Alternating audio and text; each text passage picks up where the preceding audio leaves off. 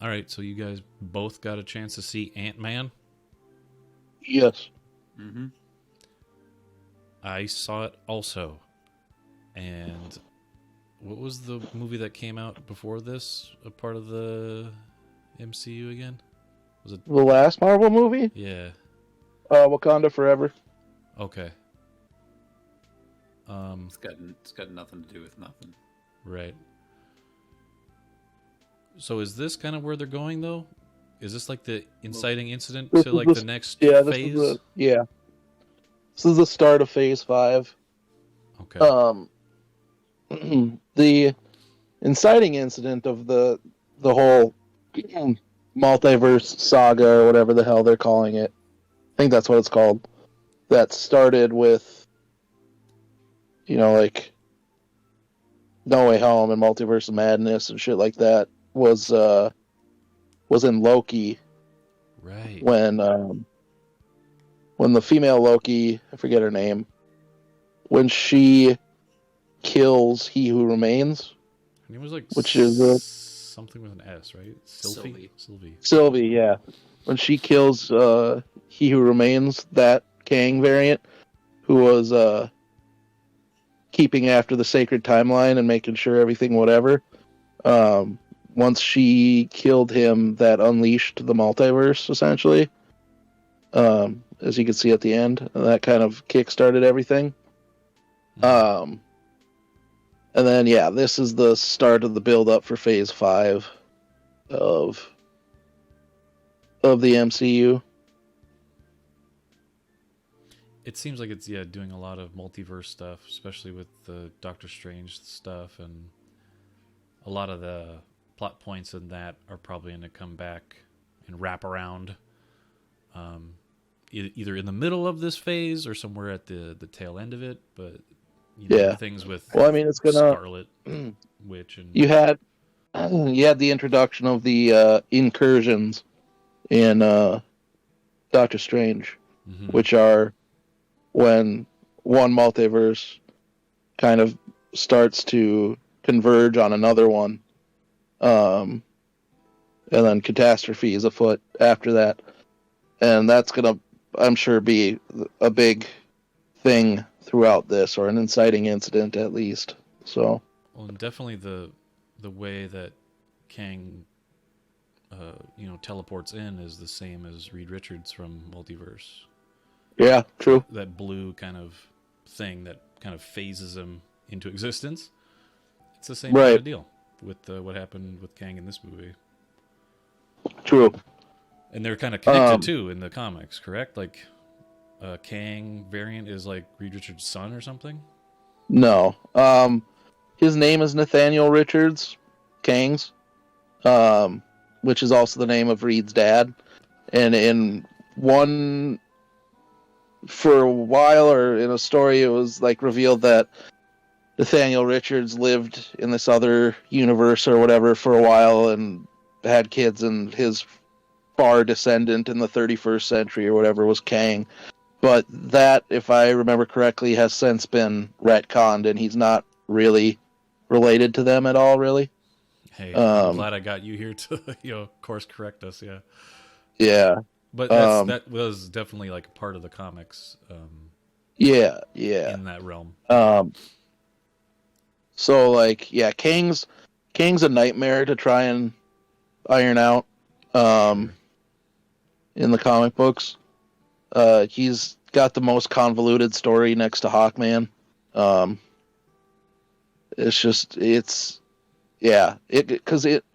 in the comic books, Kang, where it's at now, his story, essentially, these multiple Kangs aren't multiversal versions of Kang. They are him from different times in his life. So, like, the youngest one that we meet is Iron Lad in Young Avengers from, like, the mid-2000s. He's a young Kang that notices some bad stuff will happen after the Avengers break up. So he goes back in time to put together the Young Avengers to kind of take their place. and stop bad things. And then he eventually kind of resigns to his fate and goes on to become Kid Immortus, and then grow up. Then like the next version of him is Rama Tut, like the age wise, and he is it's when Kang goes back in time to become a pharaoh in ancient Egypt. And then next on that stop is the Scarlet Centurion. It was just a dude in some cool armor, I guess.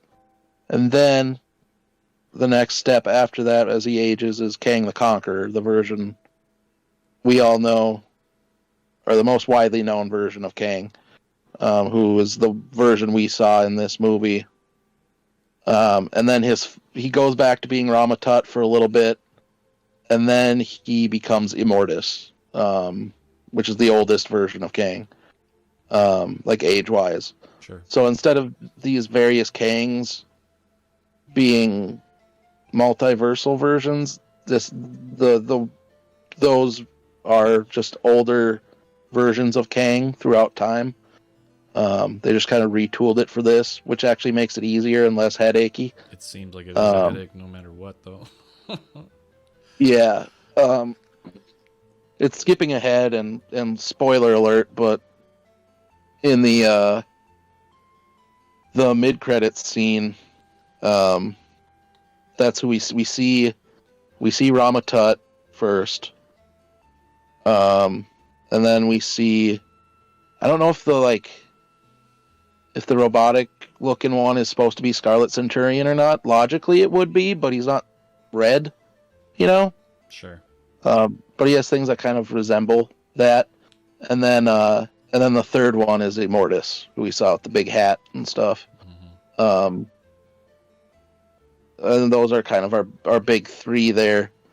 But yeah, I like how this movie, like the start of this movie, the first 5 minutes or whatever, is like what the entire story for the Lang Pym Van Dynes is. Like, this movie's a very shoestring story for the main people, That's what I felt too. Like, it was the stuff with the Pims and the family dynamic stuff. It's just Cassie does things. Yeah, it felt really that fluff. I don't care. That Scott's not a fan of, but she wants to do good stuff. And Janet doesn't want people to have anything to do with the quantum realm. And then boom, that's what the whole story is for those. Cassie, why'd you send a signal to the quantum realm? Whoa! Yep. Whoa! Then they get sucked in. Presumably it's Kang that catches them and sucks them in. But yeah, then you get like an hour of them fucking around in the quantum realm, just like, oh, look at this, here's these characters that are just here, kind of, because we need them to be. LOL, look, Bill Murray. LOL, look, broccoli guy. LOL, there's a pink cephalopod that loves holes. Hey, I appreciated that, boy. I know you. Yeah, that's definitely a you character. Just because he was just like, how many holes do you have? And I was just like, And then eventually later in the movie, when they're in the big fight, when he gets shot a bunch, yeah, and then he gets super jacked and like whatever because he's got holes now. That part, while logically stupid, it just tickled me a little bit. But yeah, because you get Cassie and Scott dumped in with the rebels, essentially. Whose leader lady is from her character is from the Micronauts. Micronauts. But she's pretty pointless and whatever in this movie. All those guys are pretty pointless, except for they need like an army of people to fight at the end, pretty much. Yeah, and what a spectacle that was. My ugh, I was getting Yeah. sensory overload with how much CGI was just And then burning my retinas. I know. Then the Pim Van Dynes get fucking pooped out in another spot, and then immediately Janet's like, "Oh no, we got to hide. We can't. Whatever." And thus begins the most annoying thing to me about this movie, which is the countless times they're like, "Hey Janet, what's going on?" And she's like, "Nah, can't tell you." Like it happens so many times. They're like, "What's that about?" Nope, No. protecting you. Nope, can't help. Nope, not gonna tell anything. Like at least 5 times that happens Really? in that first hour. Yeah, some good she is as a character. Like Bill Murray shows up to have some expository dialogue with the group. His character is from the Hulk comics. Okay. I guess, yeah, he's just there to be there, I guess. Right. To show, like, some connection that Janet had, I guess, and then to be the person that hands them over to Kang, I guess. And, like... And then the other weird thing being how they decided to do MODOK in this. Yeah. It was kind of weird. Wilson, what were your thoughts of the movie? With like how it was with the Pims and then with like Kang, like how I don't know, what did you gravitate to be more interesting, I guess? Interesting. I mean, I guess just solely Kang, but Yeah, that's pretty much it. That's kind of my thing too. Like my only takeaway was I just like this new villain, and he seems like a bad dude, or just like maybe you don't know his motives for the most part right now, but you notice he's scheming something. But he seems interesting. Yeah. But I mean, even that, like, Kang was cool, but like he was wildly more interesting when he was like raging out and like using his powers and shit. Like when that was happening, he was like scary and like, yeah, fucking. But even when he was just like normal King, it was kind of, I guess, a little stiff. He seemed a little menacing when he was talking to Scott. They had that little dialogue together, and True.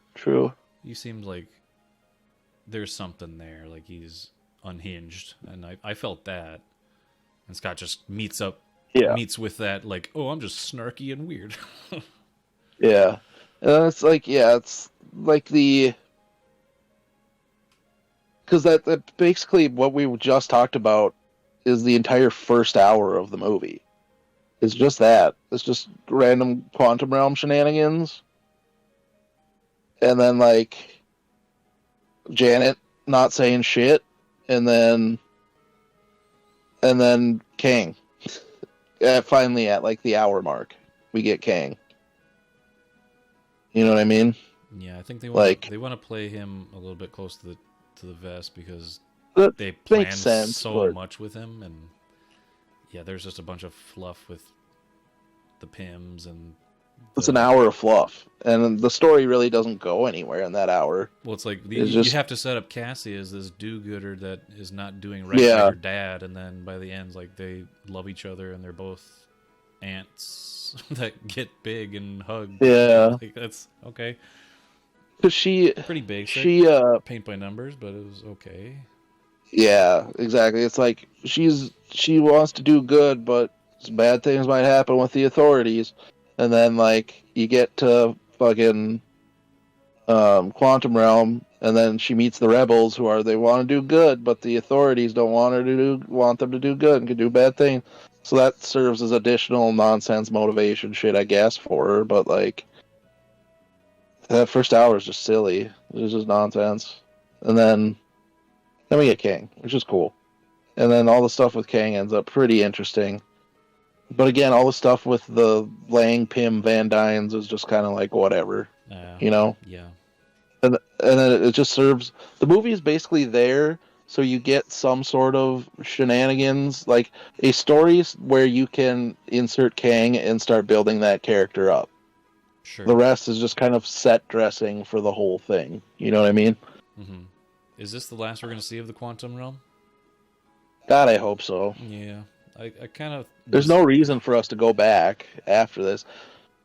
I felt the same way. I was like, The only okay, reason we... for us to go there was for fucking Kang. You know what I mean? Right. And for them to just show a bunch of eyesore fucking CG shit. Yeah, I really hope it's the last of that place. So, MODOK, while it was weird and kind of dumb, I didn't totally hate. Okay. What? Like, okay, tell me about MODOK. Give me your... MODOK should be weird. Don't get me wrong. Right. Like, MODOK that's... is weird. It's a big He head. should be. Is just, he said, mechanized organism designed only for killing or whatever. That's his moniker. But in the comic books, it was created by, or I know he led it, but I don't know if they created him too. But AIM, which is the, Advanced Idea Mechanics, I think is the name of it. It's an organization of science, nefarious science things. But MODOK, he wasn't. Well, the character that Corey Stoller played in the first Ant-Man movie. Yellow Jacket? I don't know if that outside of like the actual character itself. Oh, that guy. I don't know if he was even a comic character, and if he was, they definitely made him more important than he was. Because Yellow Jacket was a persona of Hank Pym's when he for a while he was gone on and off as Yellow Jacket. But his name was Darren? Yeah, Darren Cross, that's what it was. Right? So yeah, that he has no connection to MODOK. But so what a weird arc, by the way. I'm just gonna throw that in there. Just in the movie. Yeah. Don't be a dick. I'm Darren. Don't I'm not be a dick. Okay. That kind of made me chuckle. Great. But okay, that's that resolved. Yeah, so like in the comics, for MODOK was George Tarleton, a former employee of AIM, the Advanced Idea Mechanics, an arms-dealing organization specializing in futuristic weaponry, who undergoes substantial mutagenic medical experimentation, originally designed to increase his intelligence. While successful, the experiments result in him developing a freakishly overdeveloped head and stunted body, causing the character's signature look and the use of a hover chair for mobility. After the experiments, he kills his creators and takes control of AIM. But, yeah, so, like, of course, since he's all crazy looking at shit, he's created by my boy, created by Jack Kirby, Sure. of course. But yeah, so, like, the idea of Darren Cross going, whatever, getting turned into that in the Quantum Realm, MODOK has nothing to do with A, Darren Cross, B, the Quantum Realm, any of that. So it was just a way for them to get Kang in there, I guess, or MODOK in there, I guess, or Kang. He has nothing to do with Kang either. So, I kind of like the face mask he has on when he's not like weird face mapped Corey Stoller face. Yeah, that was really off-putting. By the way, yeah, looks like MODOK, like comics MODOK face, but yeah, it's weird. Have you seen the side by sides with Spy Kids 3D? Yeah, yeah. God, that was hilarious. That's the funniest shit with. What's his So face? like, yeah, when he doesn't have the mask on, it's just so weird. Yeah, just keep it on. Especially since like to make him more Kangish, they like shortened his nose up and stuff too. It's just weird. So that was a whole thing that I don't know if we needed or wanted necessarily. I mean, it didn't result in anything really. It's like, okay, no. introduce this guy. But I guess as a way to get, if you wanted to put Darren Cross in there again, I guess that was a way to do it. But so weird. That's what this movie that was is. off-putting. It just seems like it's so weird. Yeah. Like that old, was it a Disney Channel? Was that a show on like Disney I said, Channel called yeah. So Weird? Like I said, MODOK is supposed to be weird, but it was just he's not like MODOK is much more menacing and like you know driven and all that It stuff in seems the like he's more comic menacing in books. the comics. Yeah, it seems like Yeah, the whole backstory of MODOK in the comics is just like deeper than just Darren turned into a oh big yeah, head. Okay, and he had to make do and with then his like big head. and then now he's dead. So Right. So yeah, sure. yeah. Um, but yeah, and then the rest of this basically just becomes Kang telling his story, and you find out he gets fucking exiled there by the Council of Kangs. Well, he doesn't. You find that out later that it's the Council of Kangs, but he gets exiled there. Janet was trying to help him fix his ship so they could get out there. She touches his ship, which is connected to his brain, and for some reason she sees what his past was, I guess, I and guess sees that he's bad. she wouldn't And tell you. She wouldn't say anything about it anyway. If you asked her, she'd say, "I don't know. won't say shit. I'm not going to say And then, anything. Haha. Figure it out yourself." yeah, Okay. Wait for the next movie, then, please. then fucking, yeah, and then she destroys his thing or blows it up, like increases its size huge, so it just doesn't work, and he's all mad and shit, I guess. Right. I want to ask Wilson because we were talking about this a little bit before.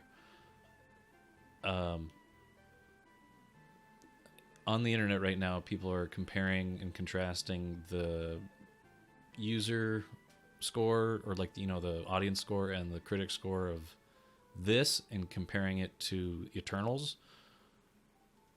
What are your thoughts on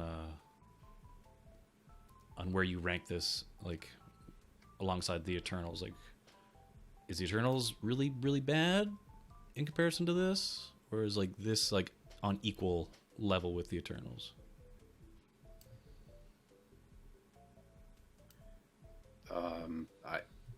I enjoyed watching this more than I enjoyed watching the Eternals. That's our conclusion too. I had a Yeah. funner time watching this than watching the Eternals. Yeah, I think the quality of this is better. It was just more enjoyable too, I think.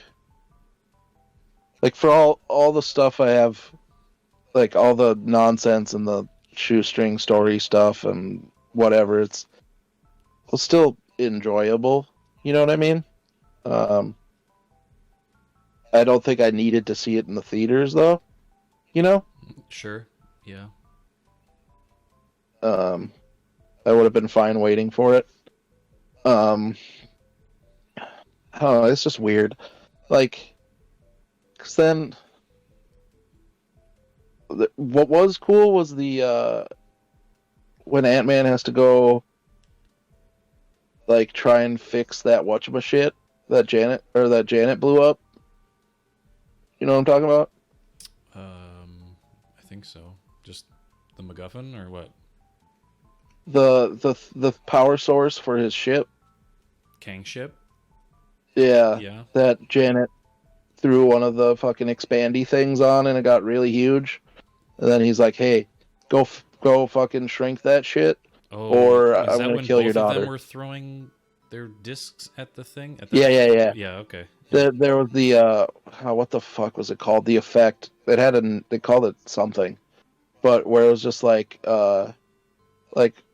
it just kept showing possible outcomes or whatever. So like multiple versions of them kept getting created, and like Yeah. The Baskin Robbins. there was a What? name for it. I forget what it was. I mean, it looked cool more than anything. Was what I mean there. It was kind of tippy. Is like a temporal. I'm trying to remember too the word they used for it. Actuality or Yeah. something like that. I don't remember, but it was something cool. It kind of looked cool. And then like, yeah, because then they fixed that and like fucking he fixed that. This is when like kind of the whole team kind of gets together, I guess. Janet's with Kang. Fucking Hope, who's just kind of there throughout most of the movie. Didn't you feel like that? Like, it's called Ant-Man and the Wasp, and I was like, what? It's not really. It's just... It's more so about the other Wasp, the old Wasp, than the current Wasp. Yeah, I was like, what? Yeah. It's more about and just like, the two... It's father and son. Or, I mean, it's father Father, and daughter. More than anything, it's about Kang. That's true. It's hardly about... Kang gets the most character development in the whole thing. Yes, that is. But yeah, they true. throw their stupid size changey shits at the whatever, shrink it back down, bring it back to Kang. And then like the big dumb fight happens. The biggest, dumbest fight, for sure. But Kang's fucking it's not Star Wars stormtroopers, but definitely looks like it situation. Yep, just expendable. And then the rebels, I guess. And then like fucking standard CGI nonsense happens. It was kind of cool though when Hank Pym shows up and pimps in with the ants. That was pretty fun. He loves his ants. Whenever Dude, hell yeah, dude. Michael Douglas can just show up and like he's the Ant-Man, talk dude. about ants and like how cool they are. The other thing that felt really forced and out of place in that like final fight when fucking Kang's ship starts loading up and Scott is like huge. He's Giant Man. Mm-hmm. And he runs towards it and is like raging out and he's like, "Oh, Kang, ah!" Whatever. Like that felt so weird and off. Like not the emotion, just how like Rudd was playing it. Like it was weird. Sure, kind of. It felt forced, like I said. Like he was like supposed to be like raging on him and like hitting the thing and whatever. And that's the thing about these Marvel movies, though. Like they play it so snarky and witty and comical for the majority of the movie, and then when the poignant part of the movie needs to land, it feels forced. Yeah. The most like emotional driven scene happens. It's just like, oh, okay, that's kind of not his character, because I've been watching him just be like, yeah, the whole time. Fucking Cassie gets big too. She got her costume. Cassie gets big. Cassie gets big. Did you also? I just want to throw this out there. The what was it? Was it at the beginning or was it at the end when he finally goes on a lunch date with the FBI agent guy that does card tricks? Oh, that's at the beginning. Yeah, with Jimmy Woo. Yeah. So yeah, they paid off that one like improv scene where it's like, when will you see me again? I don't know. Maybe we'll get lunch or something. I don't know. It's like, you want to get lunch with me? Yeah. He's like, and like no? almost nobody caught that. Sure, but they nobody was chuckling at it or anything in the theater. Like I caught it, but it was just like it's a good payoff. Like, okay, they paid off a nice. But I'm sure most of the people forgot that was even a thing. You know what I mean? Sure, but they're so good together as like that little back and forth. Yeah. Like, I'll see you again. What do you mean? When will you see me again? What? I don't know. Just around. It's like, you want to have lunch with me? Well, maybe. But yeah, this movie basically felt like just we needed to introduce Kang, so we're just gonna create some story framework to like constitute that, and then we're just gonna throw in some fucking elements so that the final fight kind of makes sense, I guess. Mm-hmm. So we can have a final fight. Holy fuck though! Like for a second, I thought like when Hank Pym came with the ants, it was cool and shit. And then the ants took down Kang. I'm like, really gonna have the ants take down Kang? Like, come on. And then but then at the end there, when they got the portal open, and they are all going through, and Scott's about to go through, and he gets yanked back, and fucking it's Kang back and just all beaten, bloodied from the ants, and he just starts fucking wailing on him and shit. That was fucking sweet. Like when he just starts pummeling Scott. And Scott's like trying to. That's the other part that that seeing how believable and like vicious fucking Kang is being, seeing Scott like fighting him and stuff and kind of holding his own a little bit, like didn't make sense either. Yeah, Kang You is know like what I mean? like a god of this kind of realm. Yeah. He's just punching the fuck out of him, and Scott's like, Beating him, all like, right, let's go again. Come on, like, yeah, just getting rocked. and like you could tell that Jonathan Majors had been doing fight training and shit Oh yeah, for Creed 3. Creed 3, you know, because he looked like he was really beating the shit out of him, and every loose punch that fucking Scott got in just didn't look very formidable at all. Yeah, and it's basically that's what a hero does, right? Like, even though he cannot win the fight, even he says, like, I don't have to win, you just have to lose, or like we both lose, or whatever he says. And then fucking Hope comes back in again to do something finally again, and shoots him a bunch with their little fucking blasters, which apparently just knock him down a bunch. Sure, yeah. Might as well do something, and you're being helpful in other ways. So. And then the portal fucking shuts down, right? It's explodey. And, like, you see the look on their face and shit, and you're like, oh, fuck, are they stuck here? You know what I mean? Sure. And then no, just out of nowhere, it just opens up again, no problem. Even though they, like, had the oh shit look on their face. You know? Yeah, uh-oh, we're here forever now. No. Haha, tricked you. No, just open back up again, we're good. We're good. It was just blinking. We got you. And then, so that's the other thing. Like, I don't believe for a second that this version of Kang is dead either, because he just got sucked into that thing, you know? Because if this is how you fucking take out Kang the Conqueror, it's kind of lame, you know? I think this version of Kang will still be, like, the actual problem, you know? Yeah. Even though, as we see in the mid-credits with the Council of Kangs, that they're like, oh, they fucking took this Kang out, like, we're gonna have to fucking do something about that. Which, yeah, it's... Now Jonathan Majors, with this movie, counting this movie and Loki, he's done, like, 6 Kangs at this point. Like... Because he did He Who Remains in Loki. He didn't do any other in Loki? And then, that was the only one in Loki? That was the only one in Loki. He did He Who Remains. And then we have Kang the Conqueror, Ramatut,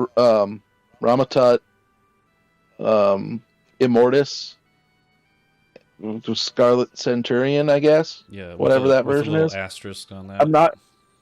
I'm not counting the bajillion Kangs that we see, because those aren't like actual characters, you know? Right. Like, those are just a bunch of, you know, fillers. Jonathan Major clones in there that are just hooping and hollering. It's meant to replicate that panel at the end of that one. Yes, at the end of a comic book. I think it's from Kang Dynasty. I don't remember though. But it's like a perfect representation. It is it is almost 1-for-1 from that comic panel. Yeah. And then Victor Timely in the second credit scene. Yes, where he's talking. He's like, I'm an inventor. Yeah. Look at this time machine. And that's a setup for Loki season 2 then, because then you got Loki and Mobius in there. Right. So that's He Who Remains, King the Conqueror. Did you say 6? Immortus, Ramatut, Scarlet Centurion, and Victor Timely. He's done 6 different Kangs at this point. Like, actually given voice and identity to 6 different Kangs at this point. But the He Who Remains is dead, so he doesn't have to do that anymore. No, yeah. He Who Remains is definitely dead. King the Conqueror, not sure. Hope he's not, because that'd be silly, but he might be. Because, I mean, he's the dude. Like, a weird thing with the origin of Kang and all these things is Kang, Ramatut, and Immortus all debuted different issues and not connected as the same character at all Oh, until the 80s. that's kind of cool though. They like Like, introduced this yeah, randomly, and then they're like, oh wait, what if we just like brought yeah, these guys because together? Ramatut was a Fantastic Four bad guy in Fantastic Four number 19 in 1963. He was again a dude from the future that went back to rule whatever. And then Kang the Conqueror was introduced in Avengers number 10, no, number 8, I think, in 1964. And then Immortus was Avengers number 10, also in 1964. And they weren't connected as the same people. I think Ramatut and Kang were connected as the same first, I think maybe in the 80s, and then Immortus as the future version also in the 80s. So, like, they were not the same person initially. Okay, whose decision was to bring them together then? Huh? Whose decision was to just make those characters the same person? I don't know. Whoever wrote them, I don't remember that part. No. I don't know that part. I think, like, it was in an Avengers book. I think the Immortus revealed as the older version of Kang was in like 88 or something like that. And then I think the Ramatut Kang connection was like early 80s. I think. Let me check. Let me do a little broad show of fucking detective work here. Let's see. But yeah, all three versions, though, were created by, you guessed it, my boy, Jack Kirby.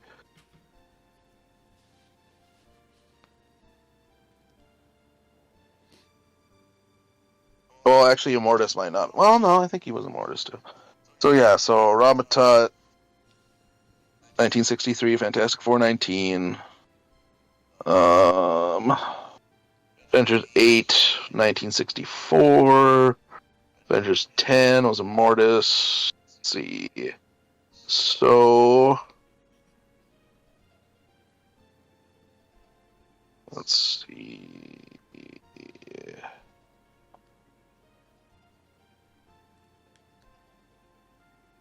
1984, Fantastic Four number 273. This is when this is the story where it was like Nathaniel Richards, whatever nonsense. Sure. But origin of King Prime, specifically how he discovered the time travel research of his ancestor to travel to ancient Egypt and become Ramatut. 1986 was the first appearance of the Council of Kangs.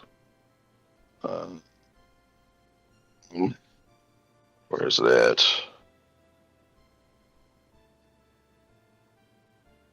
Let's see, in 1986 was Battle of Kang versus Immortus. Origin of Kang is Ramatut. Where's this at? And then 1990 was the origin of Immortus. So that might have been when it was revealed that Immortus was Kang. So yeah, it was the 80s. It wasn't until the 80s that they all were, confluenced together as one character.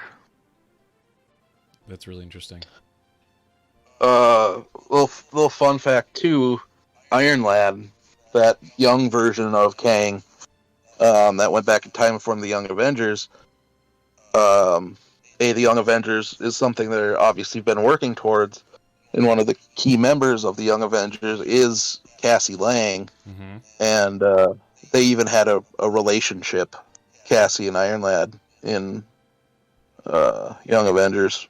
So, okay, remind me who Iron Lad is again, and how does he come into? That's the young Kang. That's like the youngest version of Kang we've met. It is Kang. It's not like it's no, yeah, younger. He went back and there's the storyline Avengers Disassembled, where Scarlet Witch goes crazy and like kills Scott Lang and Hawkeye and like all this shit, and eventually it ends up with the Avengers breaking up. And the Iron Lad basically senses if the Avengers aren't around, there's going to be something bad's going to happen or whatever. So he goes back in time and recruits the young Avengers, who are all young heroes, or all young people that have connections to the Avengers, which in various ways, which consists of Eli Bradley, who is the grandson of Isaiah Bradley, who we met both of them in Falcon Winter Soldier. Okay. Isaiah Bradley was the old guy that you find out that was experimented on for the Super Soldier program that they go and visit. Okay. In that, and you meet Eli in there too, his grandson. Sure. Yep, I do remember them. Yep. Yeah. Then there's Billy Kaplan and Billy and Teddy. Teddy, Ruxpin. I forget his last. Shepherd. Teddy Shepherd. Who are Wiccan and Speed. They are Scarlet Witch's kids. With vision, and they were artificially made kids, just like in WandaVision. They even dress up in their costumes on Halloween, which is funny in WandaVision. I remember that. But in the comics, they're not real kids, so they kind of disappear. But their souls end up going into some real kids, and so they become Wiccan and Speed. Then there's Kate Bishop, Hawkeye, who we met. There's one that from the original team that we haven't met yet is or not Teddy. Teddy is Billy and God. What the hell was his brother's name? Tommy. There you go, Tommy Shepherd. Because Teddy is Hulkling. We saw that, right? At the end of She-Hulk? No, we haven't. No, that wasn't it. No, that's Scar, Hulk's son. Okay. That we met in She-Hulk. Hulkling is Teddy. I forget his last name. Altman, maybe. He's the son of Marvel and a Skrull princess. And he shapeshifts. That's why he goes by Hulkling, because he shapeshifts to look like the Hulk, kind of.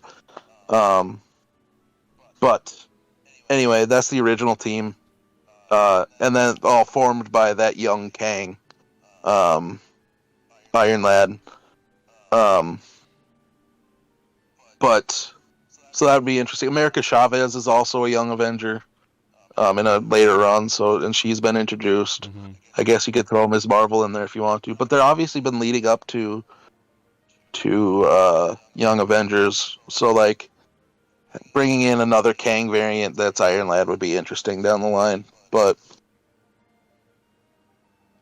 yeah, so Iron Lad was that first version Kang. Okay. Youngest Kang.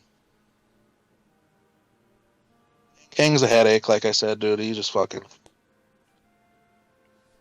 Yeah, my eyes kind of glazed over a little bit during the movie, so a lot of stuff is like, was I dreaming that, or Right. You know what I mean? Just Plus, it's just there's a lot of things, but also nothing happening in the movie. that's another thing. You know like what I went out of the movie thinking, all right, nothing was really resolved, and like that's kind of like how he ended the movie too, where he's like, nothing bad's gonna happen, and just lingers there, like a long pause. I'm like, okay, something bad's going to happen.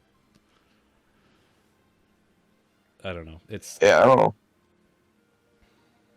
I just know that Michelle Pfeiffer's not going to tell us anything. Not gonna tell shit, dude. God damn you, Michelle. The whole time I was like, no, it's to protect you. You know what would protect them? Fucking telling them what's going on so they can prepare for it. Nah. You know what I'm saying? You can't know, though. You just can't know. You're not supposed to. Not allowed. You're not allowed. Sorry. It's restricted. Kevin Feige told me so. Yeah. Verboten. Yep. I will say fucking Ramatut and Immortus looked really cool. I like that. Apparently Peyton Reed too said like a lot of this movie or some of this movie comes from his like failed like Fantastic Four pitch that he had, which kind of makes sense to a degree too.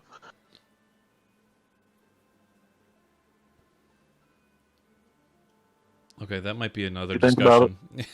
Because Huh? that might have to be another discussion. Because it seems like they probably did borrow elements from that whatever script Yeah. they had going for it, but you can reconfigure things and The whole family angle. yeah, I can see that. You know what I mean? Like Kang in general. Kang is big.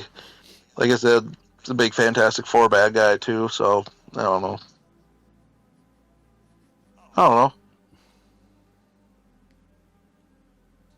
Is that about how you felt too, Wilson? I mean, I had a fun time watching it. It definitely has problems, weak points. I think most of the family stuff that we saw was superfluous because it didn't tread ground on anything new. Like, No, it wasn't very deep. beginning of the movie, if you go into it thinking that Cassie and Scott were gonna have like a good relationship, and that she wasn't gonna be just a mirror image of him for him to have to like get past the new step, or that Janet would be, you know, really tight-lipped or distant about stuff about the quantum realm, whatever. And here's something. Didn't she have like quantum powers at the end of the last movie? Did she? Yeah, because that's the whole point of the movie, is she was able to heal Ghost because she had like quantum energy like powers to her. She came out and she's like, I'm different, I'm mutated, and she like put glowy energy into Ghost. What happened to that? Dude, I don't remember dick from that movie. So that was once you said it, I remember her doing something to Ghost, and I was like, she like put her hands in her and like fixed her. The crucial plot point of the movie. That's what resolves the movie, is that Janet has fucking googly boodly boo quantum powers. I guess Janet's thing is just having powers out of nowhere, because that's like with the Kang's ship thing, like. Mm-hmm. His mind or his ship is connected to his mind, and I was like, cool. Whatever. And then she saw all that stuff. And I'm like, okay, so his ship's connected to his mind, but that doesn't explain how the fuck you saw this. Well, I mean, I don't need it to be explained in that way, because like if his ship is connected to his mind and you're tinkering around with the engine, sure, whatever. Yeah. Maybe you're just touching it and you touch a sensitive spot. Who the fuck knows how it works? These last two Ant-Man movies are just Janet gets powers from nowhere and they seemingly disappear. There was a time, like a couple times, where I was like, wouldn't it be useful to be able to do whatever you can do? Like, can't you do something? I don't know. But the parts that I did like, I loved Michael Douglas flying that ship, fucking double fisted. Yep. The whole rebellion thing, again, all those characters are completely superfluous. We're never going to see any of them again. No. Oh, bummer. But I had fun. Like, I was laughing at the jokes, and I was like, I get it. I get that this is what they do, because it's what they do in the comic books too. Like, unless it's like you said, Eric, like Avengers Disassembled or like House of M or something with a specific tone meant to be darker, a lot of the time it bounces back and forth between lighthearted and serious, and adapting that to the screen, unless you do it well, where it's something like Iron Man. This is like, I don't know. I only watched the first season of Rick and Morty, but this is like so out there. Yeah. Oh, it totally is a Rick and Morty. Everything is going to be. Well, there were so many people who were just like, Council of Kangs just like Council of Ricks, and I was like, no, Council of Kangs came first. You need to be there when they say that. Council of Ricks is based off of the Council of Reeds. Like Reed Richards and the Council of Kangs, it's based off of that. I just mean, like, the world that they're in is colorful and fantastic. Yeah. And like kind of an eyesore. There's weird, kooky creatures. There's weird stuff. Talk about whole.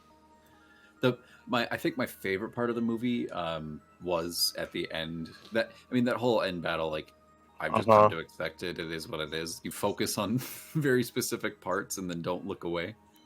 Right. But the ant part, I was like, Mhm. fuck yes, this is the most. Yeah. This is the most Ant-Man pro move you could make. Well, because I love how he paid that off. Michael Douglas was talking Yep. about ants any chance he could. He was talking about ants could do this. How And they're cool, like, wow, how dude, awesome ants are, dude. ants are fucking saw- cool. And then he does When I it. saw them get sucked into the quantum realm, I was like, oh hell yes. Yeah. This is not gonna get paid off until the very end of the movie, and I'm here for it. Yep.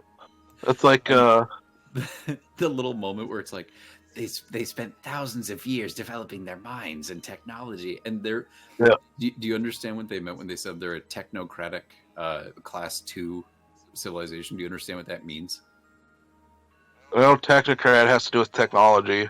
So their society would be based on the leadership of technology or an AI, which kind of makes sense because ants kind of operate in that way anyway. They have like Yeah. a queen, and they all operate in a hive mind, Yeah. kind of not hive mind, but you know what I mean. Yeah, I know what you Right. mean. It's a That's a hive society. colony. A class 2 civilization is God, I forget the name. It's a but it's a scale basically that was theorized It's a by Sagan. this It's a Sagan thing, right? physicist. Well, he talked about it a little bit, but it's not him that originally came up with it. But like a class 1 society is what we are, Yep. where as a human population we have learned how to gather energy from the planet around us. A class 2 and like we get passive energy from the sun, you know, it's there. We don't do anything with it though.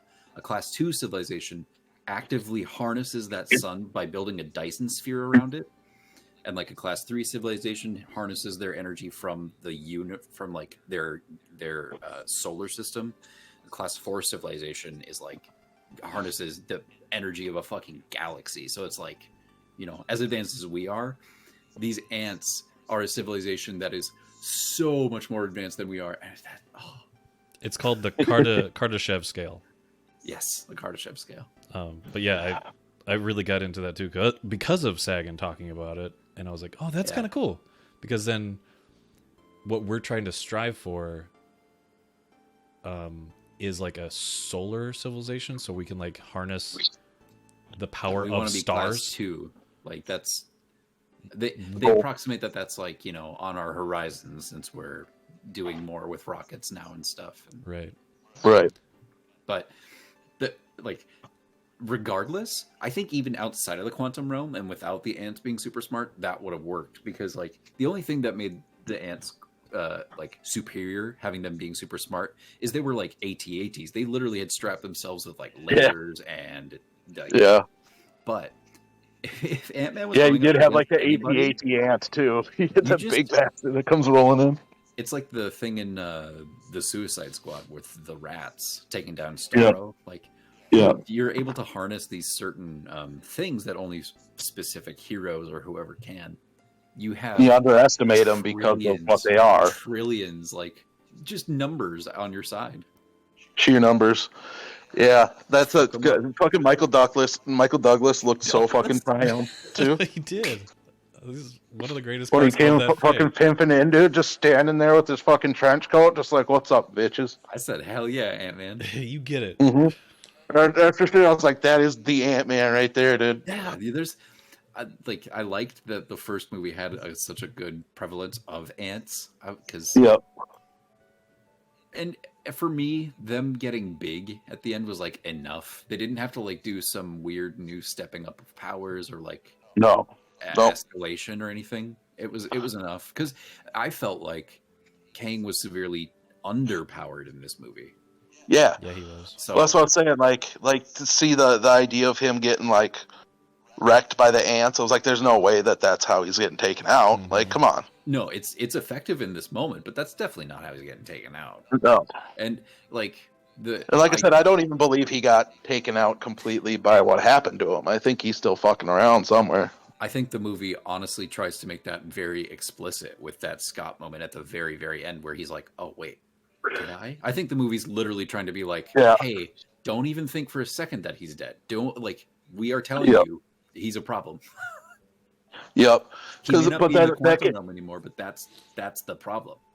right, and it can maybe make people think that the variants are what you're talking about with Sure. him being done. But actuality, I think Conqueror's come back because, like I said, Kang the Conqueror is like the personality of Kang, like the one that everybody fucking uses. Mm-hmm. He's the one. So if you're just, it doesn't make sense that they just take him out completely in this. Like, If you as cool as Immortus and Ramatut are, it's not Kang the like, Conqueror. You know? let's say in the maybe not in like the next movie or whatever movie Yeah. would most directly next deal with a Kang variant. Right. Let's say it's Immortus. If they use Immortus, they don't bring back Kang, and then they just get rid of Immortus like they did with Kang in this movie. Everybody's gonna be like, oh, I'm out. You're just cycling these guys through, and I shouldn't care about any of them. Doesn't matter. Because the next movie we have is Guardians 3,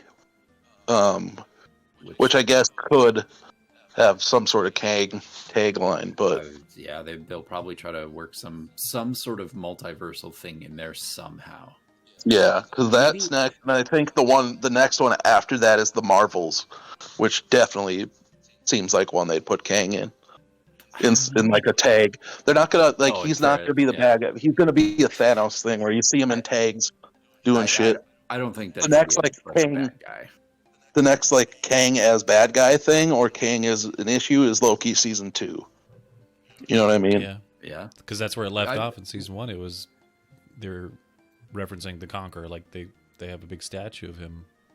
Yeah, and you have Victor Timely in this. So it's basically showing you that Loki is the next stop for Kang's story. You know what I mean? Like they might have Kang shit and tags and stuff, but the next stop for story is Loki season 2.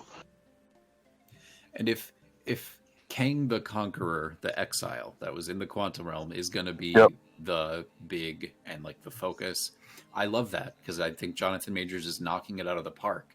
And I think he did. Like I said, he's done 6 unique characters as Kang so far. You know what I mean? Here's just an interesting thought that I had. Since we just had our movie with Kang and he got like quote unquote defeated, and if he's not going to be back for a while, this Kang,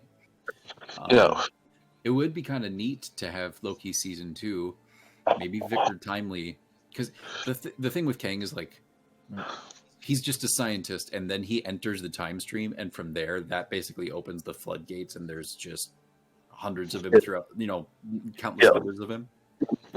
So maybe Victor Timely is the one that becomes Kang the Conqueror somehow in a convoluted way. They tie it in a way to give the Jonathan Majors character and that actor more chance to get backstory and really set him up and let that like breathe, Because the Victor Timely segment clearly looks like it takes place in like the 20s or 30s. You know what I mean? So maybe that is in the MCU the origin point of Kang. Because his little speech or something on the sign says like escaping the bounds of time or like to me that's like, oh well, that what if he does, what if Victor Timely does, like we spend all season with Victor Timely and then at the very end of the season he like does something that he's gonna do or whatever, enters a time stream and very clearly is on a path to becoming Kang, or maybe even the He Who Remains. Because like I think,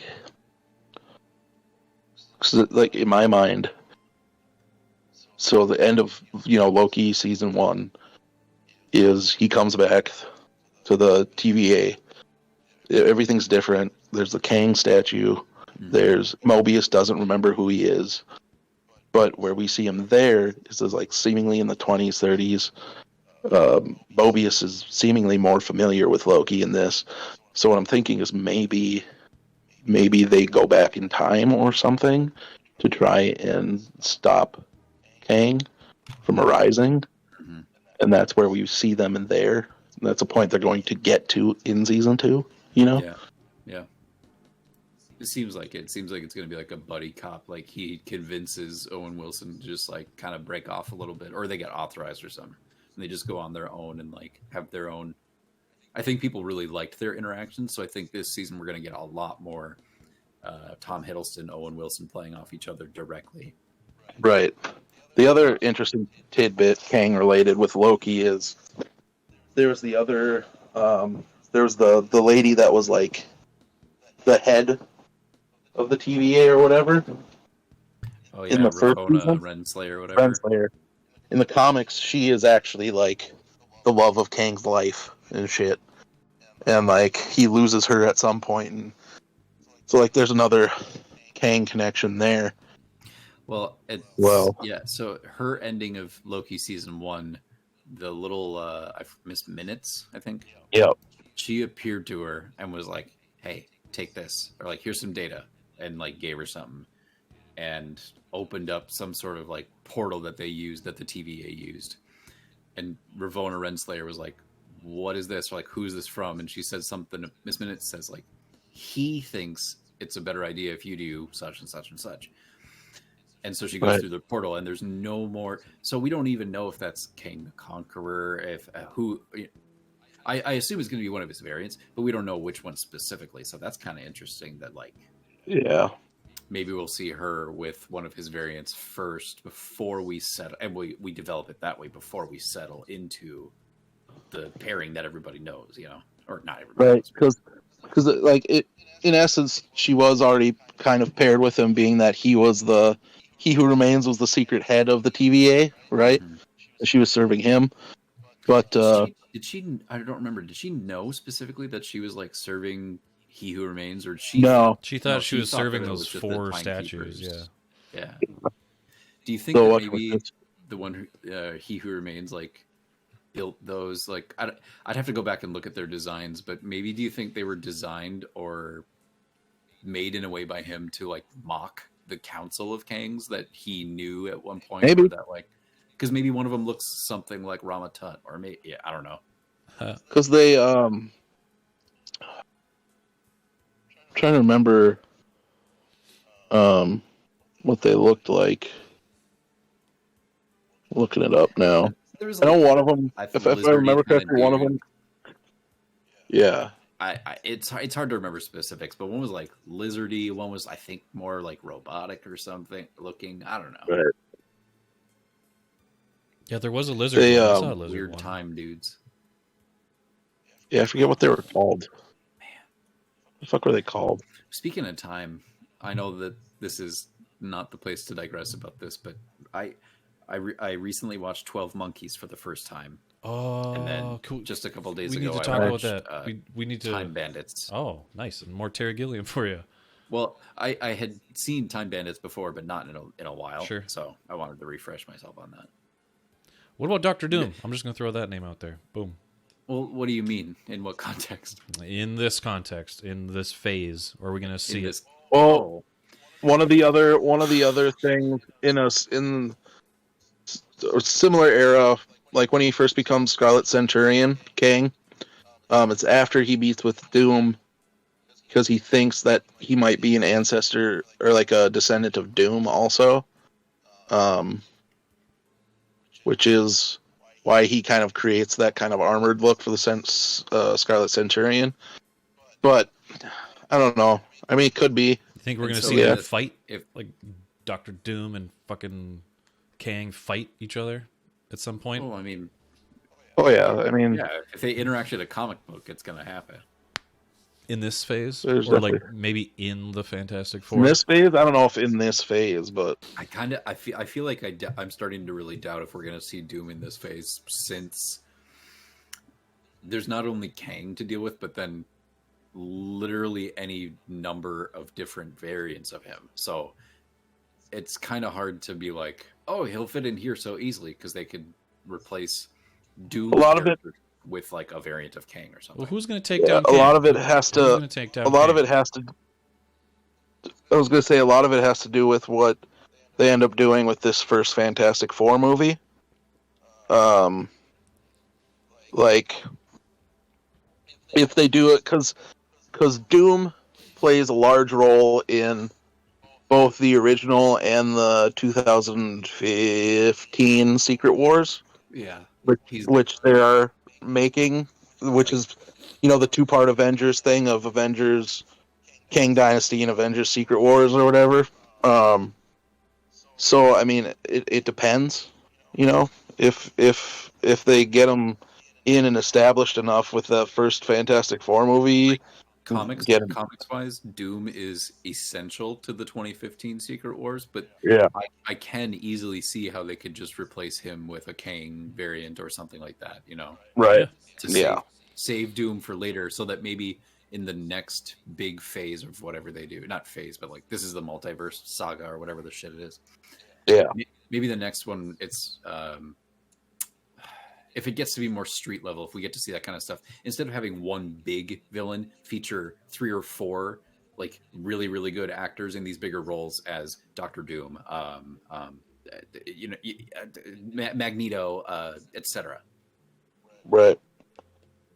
So I can kind of see them maybe just saving Doom completely and until maybe late in the game here, like really close to Secret Wars. But then again, do you really want to take your shot when you have so little time? Well, that's kind of what Right. that's kind of my headcanon. Maybe is going to be my thoughts are who's going to take down this Kang the Conqueror. If he's going to be the big bad, somebody else Right, needs to 'cause meet up with his power level.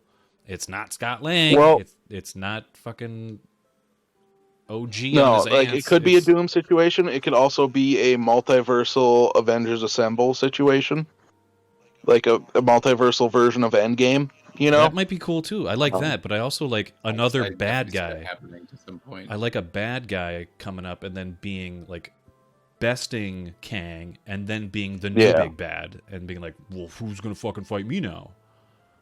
yeah. I mean, it could. You know what I mean? I don't know. It's tough. It's tough, but it's fun to speculate. Yeah. Regardless of whether it's Doom or Kang or whatever, let's say they do. Let's just say Kang for now. Kang, you know, becomes like the ruler of Battle World. That'll work. Maybe they do the Beyonders as just like a way to Yeah. explain power or a separate threat. Yeah, or he's maybe the- as an army for him. Yeah, because he's the one that brings the whole situation together in the original. But then Is the Beyonder? maybe end of the whole Oh thing. god, if we could see a version of his big dumb costume, that'd be hilarious. I mean, that would be hilarious.